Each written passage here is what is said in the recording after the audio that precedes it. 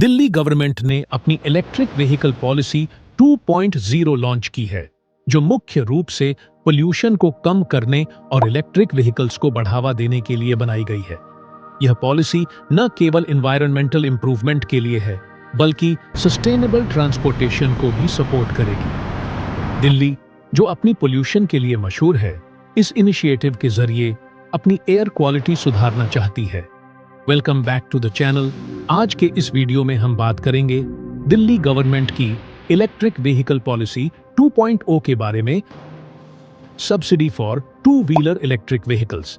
सबसे पहले बात करते हैं टू व्हीलर इलेक्ट्रिक व्हीकल्स की। दिल्ली गवर्नमेंट ने यह प्लान बनाया है कि अगर कोई व्यक्ति एक नया इलेक्ट्रिक बाइक या स्कूटर खरीदता है तो उसे 30,000 रुपए तक की सब्सिडी मिलेगी। सब्सिडी का स्ट्रक्चर इस प्रकार होगा कि हर किलोवाट आवर पर 10,000 रुपए की सब्सिडी दी जाएगी, लेकिन यह मैक्सिमम 30,000 रुपए तक ही दी जाएगी। अगर आपके पास कोई पुरानी पेट्रोल बाइक है जो 12 साल से पुरानी है और आप उसे स्क्रैप करते हैं, तो आपको 10,000 रुपए की स्क्रैप सब्सिडी भी मिलेगी। Special provisions for women's. अगर हम महिलाओं की बात करें तो गवर्नमेंट ने उन्हें एनकरेज करने के लिए एक स्पेशल प्रोविजन रखा है। दिल्ली गवर्नमेंट ने 10,000 महिलाओं के लिए 12,000 रुपए प्रति किलोवाट आवर्स सब्सिडी रखी है, जो अधिकतम 33,000 रुपए तक हो सकती है।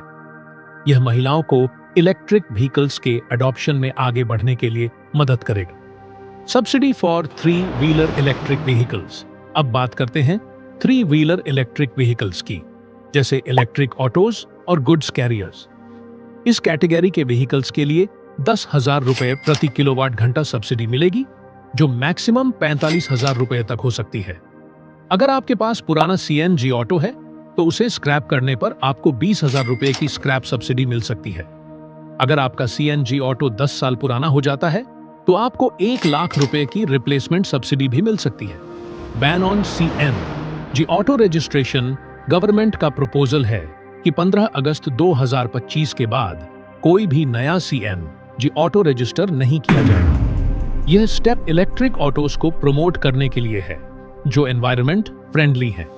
इलेक्ट्रिक गुड्स कैरियर्स के लिए सब्सिडी। अगर हम गुड्स कैरिंग व्हीकल्स की बात करें तो 3 पहिया वाहनों पर 45,000 रुपए तक की सब्सिडी मिलेगी और 4 पहिया वाहनों के लिए यह सब्सिडी 75,000 रुपए तक हो सकती है। यह सब्सिडी 3 साल तक वैलिड रहेगी।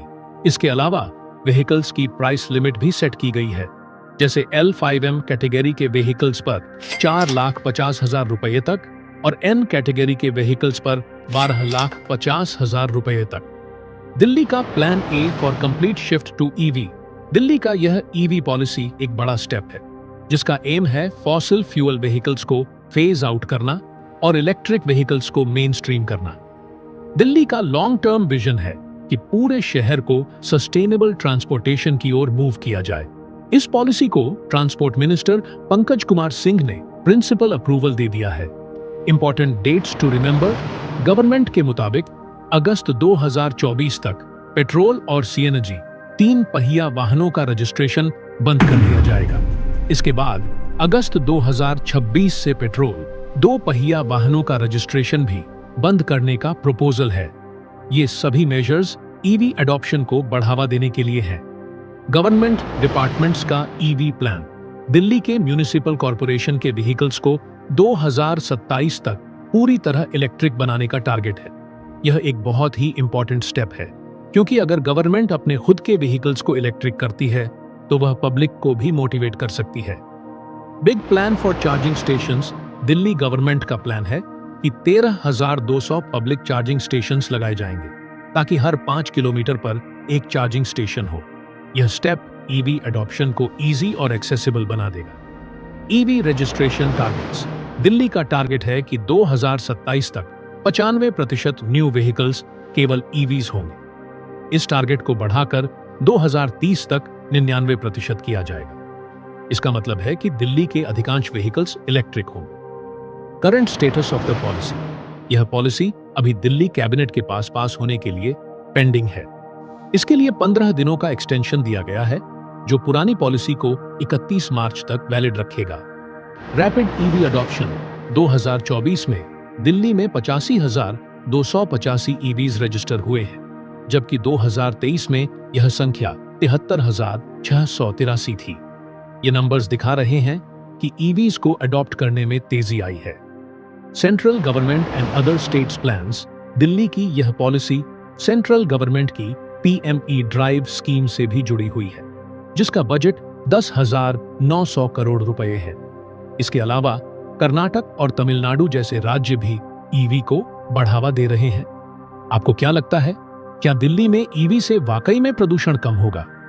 क्या ये सब्सिडी और स्क्रैपिंग इंसेंटिव्स लोगों को ईवी अपनाने के लिए प्रोत्साहित करेंगे? महिलाओं के लिए जो खास सब्सिडी रखी गई है, क्या वो एक सकारात्मक कदम है? आपको क्या लगता है, पेट्रोल और सीएनजी वाहनों के रजिस्ट्रेशन पर बैन का असर क्या होगा? नीचे कमेंट में जरूर बताइए कि आप इस पॉलिसी के बारे में क्या सोचते हैं। क्या ये दिल्ली के लिए गेम चेंजर साबित हो सकती है? इस वीडियो को देखने के लिए धन्यवाद। अगर आपको यह वीडियो पसंद आया तो लाइक करें और चैनल को सब्सक्राइब करना न भूलें।